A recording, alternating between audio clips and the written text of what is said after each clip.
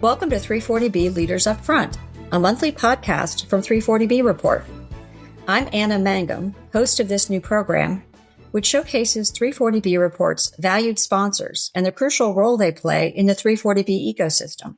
If you're not already a subscriber to 340B Report, you can subscribe by going to 340breport.com and using the coupon code podcast25 to receive a discount. If you haven't heard prior episodes, here's a little bit about me. I've dedicated my career to promoting healthcare access, quality, and equity. I've been a senior leader with a variety of major national advocacy and trade organizations, including 340B Health, where I worked closely with 340B Report publisher and CEO Ted Slavsky for over a decade. In this exciting new episode of 340B Leaders Upfront, I chat with two senior leaders at Verity Solutions, Brendan Kerrigan, Chief Growth Officer, and Kim Pirtle, Regulatory and Compliance Director. Verity Solutions is an award-winning leader in pharmacy supply chain software and services for better financial results and patient care. They've been a leader in the 340B program administration space for over 2 decades and offer a variety of helpful pharmacy supply chain optimization solutions for all healthcare entities. Verity Solutions is an Ultra Diamond sponsor of 340B Report, the highest level of sponsorship. We're very grateful for their investment in 340B Report. Today, we'll catch up with Brendan and Kim, learn more about them, and gain insights about their company. We look forward to learning more about their careers, the solutions that Verity Solutions provides, and areas that 340B providers should be thinking about. Welcome, and thank you for being with us today, Kim and Brendan. It's great to be here, Anna. So can each of you tell us a little bit about your life before 340B, including where you grew up, your academic background, and anything else you think might be helpful to the listener about your roots? Let's start with Brendan. Thanks, Anna. So a little bit about me. I'm a native New Englander. I live in Connecticut. Actually have a degree in healthcare administration, which happened more by chance than anything else, but it stuck, and here I am. Also got an MBA from the University of Connecticut, and actually come from kind of a strong family background in healthcare. My mom was a nurse, my sister was a cardiac nurse, and my wife was a pediatric nurse. So I grew up kind of immersed in healthcare, and I also learned along the way that it's hard to fake sick days when you have a mom who's a nurse. Yeah, that's rough, for sure. Kim, how about you? Yeah, so I'm more from the South than Brendan. I'm a Tennessee native. I'm a pharmacist by trade, also with a master's in healthcare administration. But my experience combines clinical and healthcare operations. I just genuinely love helping people, and that's guided my purpose in most of my career. As a side note, my mom and stepfather were both in education, so I didn't get away with missing school very much either, but that was from a different perspective. Yeah. Well, you'll have to figure out a way to get those days back somehow. Brendan, you're a seasoned healthcare sales executive, including business development roles in payer, clinical services, and healthcare fintech companies. This includes venture capital-backed organizations as well as Fortune 50 health plans. Tell us, how did you get into the 340B space? Yeah, it's been an interesting journey and a great journey. My career has been focused on business development and client management in the various roles that I've had. And I would say one of the common themes or threads in the roles has been how the companies I represent improve access to care and affordability. And as I was investigating and learning more about the 340B space and knowing and understanding that it helps covered entities both sustain and expand services, and how it can be impactful for underserved and underinsured populations, it really deepened my interest in learning more about Verity and the results that we've been able to achieve. I do have a background in SaaS and how the power of technology can help drive efficiency and scale. And so I'm really motivated by the opportunity to support covered entities and, as importantly, the patients that they serve. Terrific. Well, thank you for that. Kim, you've served in a variety of pharmacy leadership roles with CVS Health, Walgreens, and Onco 360. And in between those roles, you worked at Erlanger Health System in Chattanooga, Tennessee. Our publisher and CEO, Ted Slavsky, says that Erlanger was one of the first hospitals in the country to enroll in 340B, and that you're always on top of the latest moves by the drug industry when it comes to contract pharmacy policies. Tell us about your experiences working in 340B. Yeah, I've been in 340B for well over 20 years now. I began at Erlanger Health System in the 340B space, managing retail and specialty operations for their hospital, their FQHC, and their community. Since then, I've worked in a lot of different corners of 340B, some consultative, some more operational, and some more administrative. But in all of these, I faced different challenges and opportunities across the 340B space. And that's really kind of helped shape the approach that I take in compliance and optimization. But at the core of it all, I really enjoy working with patients and customers and how 340B ultimately can impact their lives day to day. So you've made a number of points about 340B that I think are really worth highlighting a little bit more. And tell us, what do you think is unique about the 340B space in pharmacy and in healthcare more broadly?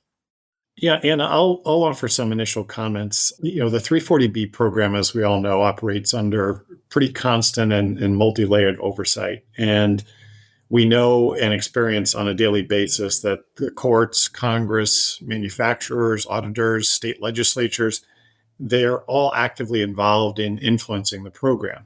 And because we are in such a visible area of healthcare, and especially one tied to savings, we know and understand it's going to attract some scrutiny. And we also know that there's a heightened emphasis on transparency, accountability, and compliance.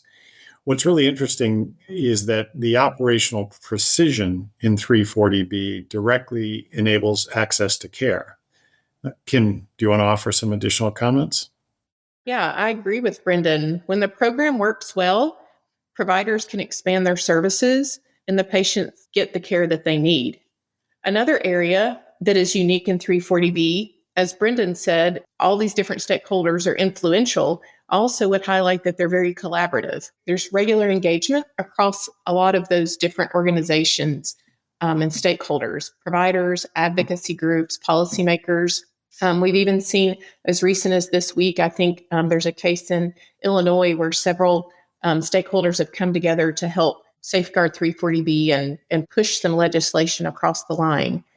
We also recently returned from the 340B Winter Coalition Conference, and there you can totally feel that sense of community and how all of us work together to shape the future of the program. That's an excellent point. It definitely takes a village, as they say.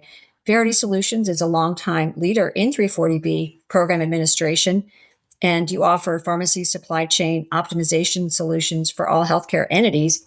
What are the key services you provide to 340B stakeholders and the broader healthcare supply chain, and what makes them distinctive?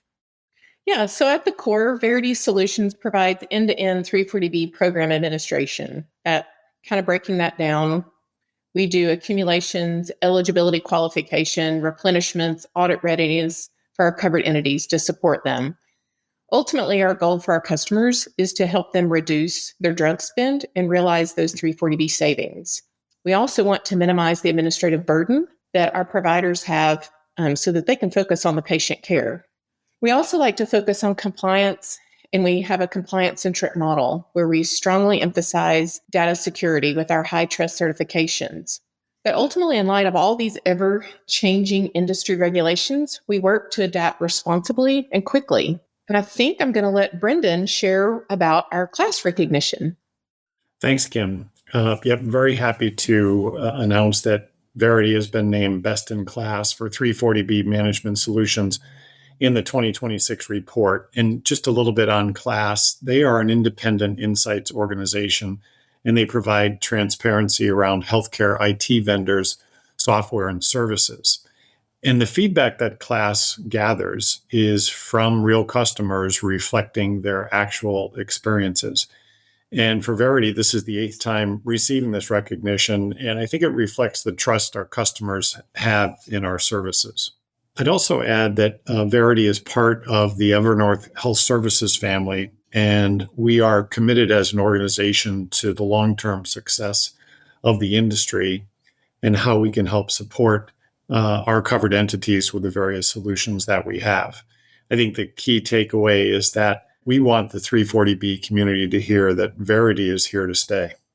Well, congratulations on that recognition. Well deserved. That's a huge portfolio. Are there any other products or services that you provide that might be helpful to covered entities? Yeah, I think that's a great question, Ann, and I'll start on the services side and then talk a little bit on the product side. So as it relates to service, we place a very strong emphasis on customer satisfaction and long-term partnerships. Our account management team has consistently been highlighted by our clients as a major differentiator. And the background of the individuals in the account manager role, they come from healthcare, pharmacy, or 340B. And as a result, they bring a deep understanding of covered entity operations and challenges. And along with it, many team members pursue the Apexis 340B ACE certification. However, our support goes well beyond day-to-day troubleshooting. We have an online help center that consistently gets rave reviews from our clients and covered entities. We also conduct on-demand tutorials that allow customers to access guidance at any time. And we've also hosted and will continue to host a number of webinars to help clients stay ahead of what we know is a really complex and fast-changing series of topics. So in the end, we're focused on informing, educating, and empowering customers, not just reacting. We also have specialized tools to help pharmacy purchasing optimization, like VeriSave. And our purchase optimization suite helps customers make smarter, data-driven decisions. And the tools are really designed to reduce complexity, not add to it, and how we can help lean into automation, which we know will replace manual and often time-consuming tasks. And we know that by providing the increased transparency, it's going to support a stronger compliance and confidence from our covered entities. As part of VeriSave, we also have contract price validation, which helps customers verify accuracy and protect savings in the program. Thanks for that excellent overview. We're going to pivot now to talk about some major developments in 340B. First of all, we'll talk about the rebate pilot. So as you know, the Health Resources and Service Administration has resubmitted its proposal for a rebate program for 340B, pursuant to the halt that was placed by a federal judge on the program pilot, which was to begin on January 1st. The judge found that the pilot violated the Administrative Procedures Act because the government didn't follow the steps needed to implement the pilot and likely failed to consider and reasonably explain its impact on 340B hospitals. The Health Resources and Service Administration has issued a request for information to stakeholders, inviting their input on whether the agency should implement a rebate model and how best to operationalize any such rebate framework. The comments are due April 20th. So congressional legislation is exempting federally qualified and community health centers from the rebate model is pending. Another bill may be introduced to protect other types of covered entities. So this is obviously a major development. How have you been supporting clients in preparing for the launch and now in navigating the uncertainty regarding when this pilot might be implemented? I think uncertainty is certainly the key word here. There are frequent industry changes with, in some cases, very short notices, and we're all being forced to create a need to react and react quickly. But this is challenging for all the stakeholders in the 340B space. So Verity's taken the approach of emphasizing thoughtful and thorough communication. And an example of that, when the rebate pilot model was released last fall, we hosted several webinars for our customers, did multiple customer industry updates, and we created a dedicated section in our Verity Help Center for key topics around the IRA and the rebate model to support our customers. But overall, the challenge there is just to stay engaged with all the key stakeholders, to be proactive and stay informed and keep our customers informed. Well, I guess we'll just see how this continues to unfold. Additionally, beyond the rebate pilot, the Medicare Drug Price Negotiation Program went live on January 1st. How are you supporting clients in navigating this program? Yeah, I'll take that one. I think we can all appreciate the situation is still complicated, and it points to an example of where upstream policy can and will impact the day-to-day operations for a covered entity. Verity has built solutions to help our customers make transparent purchasing decisions, and importantly, to remain compliant with the program. We address this with the rebate model webinar series and client communications that I mentioned earlier. And we're continuing to share timely customer updates with developments as they occur. We know that there are still challenges to navigate, and I'll just touch on a few of them. New reimbursement flows, the integration of new maximum fair price files, and an increased need for administrative and reporting resources. And we think it's really important to have a partner who understands this impact. And we're very focused on making sure that we address every point along the way. That's from dispense to inventory to reimbursement. Yes, there certainly are a lot of points along the way, as you say. A number of manufacturers have significantly reduced the list price of their drugs as a result of both Medicare negotiations and recent negotiations with the White House. What's the impact of these changes on covered entities and pharmacies in general? Do you anticipate continued price deflation? Yeah, and I think, when prices go down on things, we think that's always going to be a good thing. But decreased list prices on drugs can have mixed effects on our pharmacy operations and our industry operations. Decreasing the cost of the drug usually ultimately ends up meaning decreases in reimbursement. Unfortunately, also we're seeing decreases in 340B margins and less savings opportunity. Since the beginning of the year, both with the MFP reimbursement changes and these list price changes, we are hearing from our customers, both that own their own dispensing pharmacies and in their contract pharmacy relationships, that overall they're seeing less reimbursement and 340B savings dollars. And I think we do expect to see continued movement and changes in price models between policy reforms, Medicare negotiations, and manufacturer strategies. All of this plays into pricing models and the list prices of our drugs. Ultimately, our focus is to help our covered entities to stay agile and prepare for these shifts in the future. Okay. Drug manufacturers have different contract pharmacy restriction policies and different requirements in working with their vendors, 340B, ESP, and Calderos. Third-party administrators play a key role in submitting data and helping their clients through these challenges.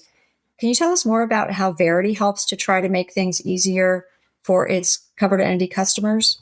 Sure, Anna. I'm happy to take that one, and I'll offer some comments and then pass that to Kim. I would say the two pillars that we focus on are the provision of intelligent software and hands-on support, and we'll touch on each of these. On the software side, we focus on the streamlining of data submissions, helping to manage the reconciliation when required, and how we can give a transparent, unified view across the purchasing portfolio for our covered entities. We are also actively engaged in exploring solutions that enhance real-time decision-making at the point of care. And we're driven by a North Star of opportunities in looking at ways in which we can lessen the manual work and interventions associated with that. And logically, that leads to how we can and will and how we are deploying AI as a key component to make the process more efficient. Kim, I'll pass it to you for additional comments. Yes, thanks, Brendan. Now looking at more of our hands-on support, our goal at Verity is to have customer-facing teams be strategic partners to our customers. Our account management teams support the day-to-day of our customers, and specifically around the contract pharmacy manufacturer restriction space. They work through the program analytics and help set those programs up with their customers. We proactively monitor policy changes, and we support our customers so that they can focus, again, on that patient care. Drug manufacturers are trying to impose additional restrictions and requirements to access 340B pricing. This includes more claims data requirements and additional settings beyond the contracted pharmacy setting. That sounds like a real challenge for 340B providers. I know these restrictions will be challenged in the courts, but what are some of the steps that 340B providers can take to help alleviate the pain? Yeah, Anna, that's a great question. As we've already seen by experience the last several years, the manufacturer requirements and data expectations vary between the platforms and the manufacturer. Things that our providers and our covered entities can do to stay focused is stay grounded on what's required versus what's optional. It's really hard to do sometimes when we have to look at all the detail and look at all the changes and the requirements, but it's a lot of detail, and it's really critical to kind of focus on those details. Also, starting to prepare for that documentation early. So even though we may be hopeful that some of those things may be overturned in the courts, in case that doesn't happen in time, we don't want our covered entities to see that financial impact. And so going ahead and preparing the tools and resources they need to generate that documentation is really helpful. And if they don't really know where to start, we recommend you leaning in on your community. If you're a Verity customer, please reach out to your account manager for support on that. But we know in this industry where we all work collaboratively together, there's a lot of best practices and other covered entities that are facing the same challenges. And we encourage you to network with your community on that. Terrific. Well, thank you so much for all this wisdom and insight. Do you have any final words of advice or thoughts for the 340B community? I'd be happy to share a couple of perspectives. First is, as we all well know, 340B is changing and will continue to change. However, you don't have to navigate those shifts alone, and Verity is here to support you. We're 100% committed to helping our clients navigate these dynamics. As you've heard from our comments, we really focus on compliance and look for ways to improve visibility across your program, which we know is going to enable better decision-making. Also, we would recommend considering adjacent pharmacy opportunities for savings to strengthen your health system. At Verity, we have the privilege of support from Evernorth Health Services, and there's numerous opportunities for collaboration and innovation. And I think the key takeaway is we want to ensure that everyone knows we're here ready to support covered entities with solutions beyond the 340B program. These could be in the pharmacy purchasing, own use programs, or broader inventory management. Kim, I'll turn it to you. Yeah, a few final words from my perspective are just to challenge our covered entities to continue to be resilient. We know that there is more change to come in this space. Planning ahead and remembering the why we're all in this 340B world together. At the end of it all, there are patients who need support and care. So I challenge all of us in this space to lead with integrity, and our patients and community are counting on us. Well, Brendan, Kim, thank you so much. Your commitment to this, to the 340B program is clear, and we're all the better for it. So to our audience, thank you again for joining us today, and stay tuned for our next podcast, which will occur next month. If you're not already a subscriber, please consider subscribing to 340B Report by going to 340breport.com and using the coupon code podcast25 to receive a 25% discount. It's the best way to stay on top of the latest developments in the ever-changing 340B program. Also, check out our other podcast, Inside 340B Report, to hear our journalists discuss the latest 340B developments.